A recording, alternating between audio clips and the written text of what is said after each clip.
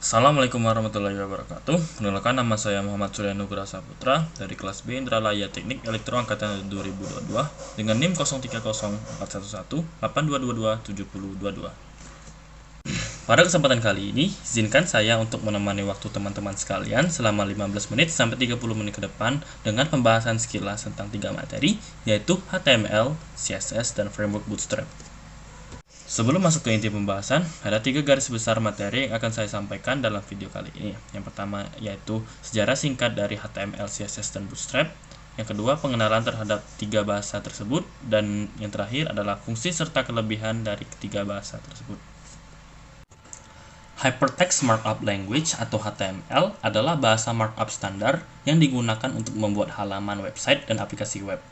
Sejarah HTML diciptakan oleh Tim Berners-Lee, seorang ahli fisika di lembaga penelitian CERN yang berlokasi di Swiss. Sesuai dengan fungsi dan namanya, HTML bukan termasuk bahasa pemrograman. HTML pertama kali dirilis oleh Tim Berners-Lee pada tahun 1991 dan saat itu HTML hanya memiliki 18 tag. Lalu setelahnya HTML terus mengalami peningkatan yang pada tahun 2014 merupakan waktu di mana HTML mengalami upgrade yang cukup signifikan dan terdapat fitur semantik untuk memudahkan pengembang website dalam menyusun kode dan memberitahukan makna dari konten tersebut. Sebagai contoh, tag artikel, footer, dan header. Selanjutnya, sejarah singkat mengenai CSS. CSS atau Cascading Style Sheet pertama kali diusulkan oleh Hakom Wyomley pada 10 Oktober 1994. Dia pada saat itu bekerja di organisasi yang sama dengan penemu HTML Tim Berners-Lee, yaitu CERN, Organisasi Eropa untuk Riset Nuklir, yang pada akhir tahun 1996 CSS telah resmi dipublikasikan. Pengerjaan proyek ini juga didukung oleh seorang programmer bernama Thomas Seardon dari perusahaan software ternama yaitu Microsoft. Ide tentang CSS bermula ketika Hakon mengerjakan presentasi surat kabar yang dipersonalisasi di MIT Media Laboratory. Hakon pada saat itu melihat kebutuhan akan bahasa style sheet untuk web. Walaupun style sheet lain telah beredar, Tim Berners-Lee menulis browser atau editor Next-nya sedemikian rupa sehingga Tim Berners-Lee dapat menentukan style sheet mereka sendiri dengan lembar gaya yang lebih sederhana. Lalu beralih ke Bootstrap. Twitter Blueprint ialah nama awal dari Bootstrap sebelum berganti nama menjadi yang sekarang. Bootstrap dikembangkan oleh Mark Otto dan Jacob Thornton di Twitter sebagai kerangka kerja untuk mendorong konsistensi di perangkat internal yang sesuai. Lalu, nama Twitter Blueprint diganti menjadi Bootstrap dan dirilis sebagai proyek sumber terbuka pada 19 Agustus 2015. Dan hal ini terus dipertahankan oleh Mark Otto, Jacob Thornton, dan sekelompok kecil pengembang inti serta sejumlah besar komunitas dari para kontributor. Next, Introduction to HTML. HTML atau Hypertext Markup Language dilansir dari tag terms. Hypertext mengacu pada hyperlink yang mungkin terdapat dalam halaman HTML. Bahasa markup ini mengacu pada cara tag yang digunakan untuk menentukan tata letak halaman dan elemen di dalam halaman. HTML disusun berdasar kode dan simbol tertentu yang dimasukkan ke dalam sebuah file atau dokumen, sehingga bisa ditampilkan pada layar komputer dan bisa dipahami oleh para pengguna internet.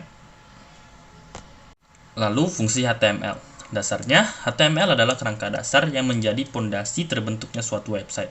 Lalu, apa saja fungsi-fungsinya secara spesifik? Fungsi HTML yang pertama yaitu menandai teks pada suatu laman. HTML ditulis pada suatu halaman dokumen dengan tag atau simbol tertentu. Simbol dan tag tersebut akan membuat kumpulan teks menjadi tebal, miring, bergaris tebal, dan sebagainya. Yang kedua, sebagai dasar website.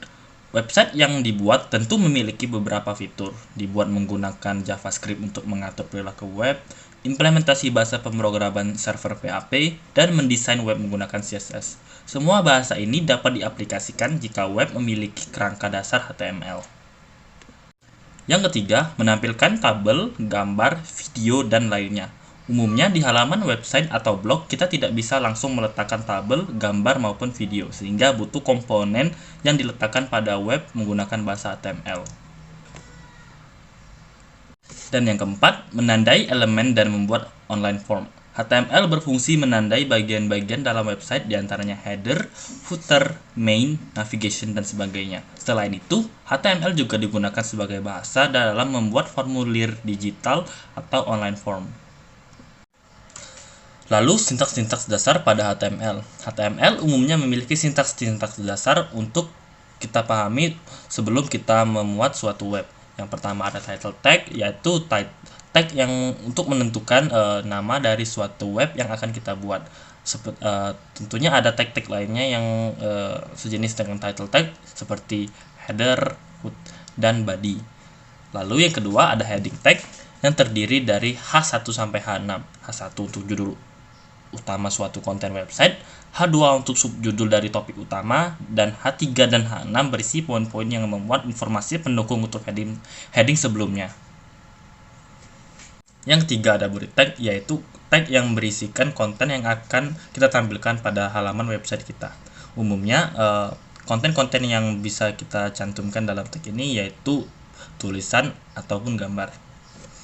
Dan yang keempat ada tag penulisan, yaitu tag yang berfungsi untuk merapikan dan mengedit konten-konten yang ada pada tag body seperti tag BR, yaitu tag untuk memuat barisan baru pada suatu paragraf, tag B yaitu tag untuk menebalkan suatu tulisan dalam paragraf, dan tag I yaitu tag yang berfungsi untuk memiringkan teks pada suatu paragraf. Yang kelima ada image tag, yaitu tag untuk menyertakan link gambar yang akan kita muat pada halaman web yang akan kita buat. CSS adalah bahasa Cascading Style Sheet dan biasanya digunakan untuk mengatur tampilan elemen yang tertulis dalam bahasa markup seperti HTML. CSS berfungsi untuk memisahkan konten dari tampilan visualnya di situs web.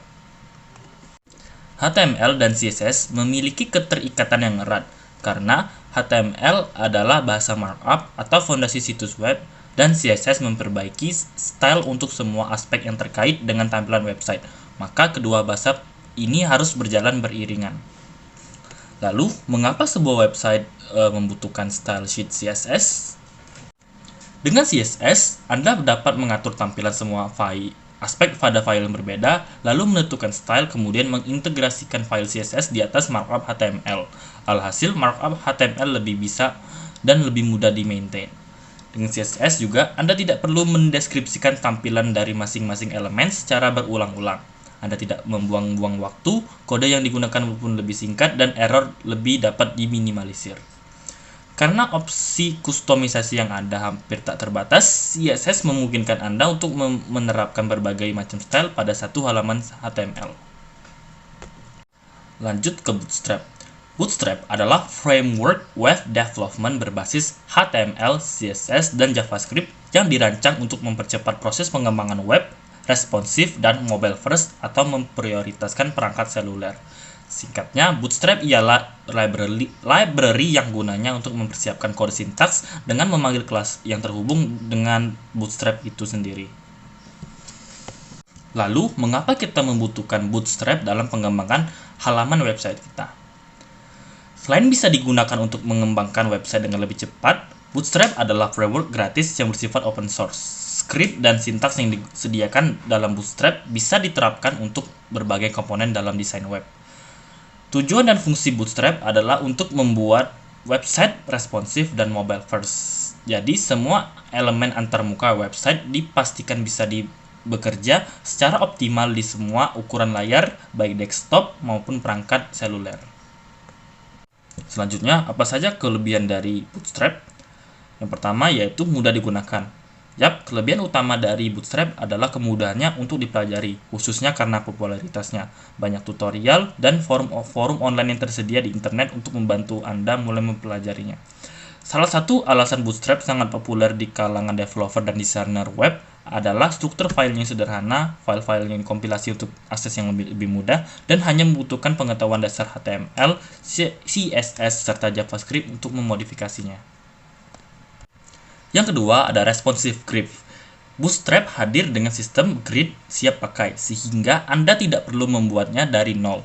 Sistem grid ini terdiri dari baris dan kolom, memungkinkan Anda untuk membuat grid baru di dalam grid yang sudah ada tanpa perlu memasukkan query media dalam file CSS. Selain itu, sistem grid Bootstrap membantu mempersingkat proses entry data. Tersedia banyak query media yang memungkinkan Anda untuk menentukan breakpoint atau titik henti custom setiap kolom berdasarkan kebutuhan Anda.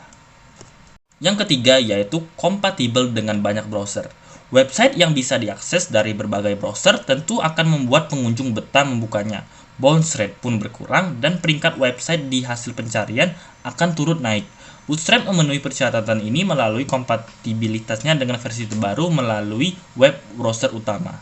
Meskipun tidak mendukung website yang kurang populer seperti WebKit dan GK, website dengan Bootstrap biasanya tetap bisa berfungsi tanpa masalah. Namun akan ada sejumlah batasan modal dan drop down yang mungkin ditetapkan pada layar berukuran kecil.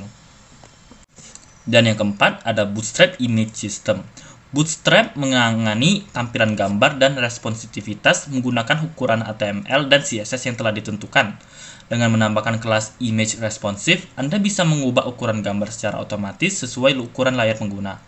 Tentunya ini akan meningkatkan performa website Anda karena mengurangi ukuran gambar yang merupakan salah satu cara optimasi website.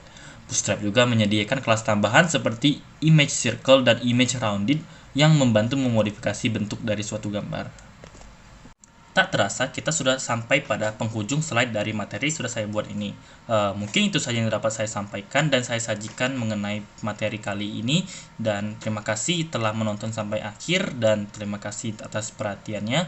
Jika saya ada kesalahan data atau salah kata, saya mohon ampun kepada Allah, saya minta maaf. Wabillahi wal taufiq wal hidayah. Wassalamualaikum warahmatullahi wabarakatuh. Jangan lupa tinggalkan like, comment, dan subscribe jika Anda suka dengan video kali ini, dan terima kasih.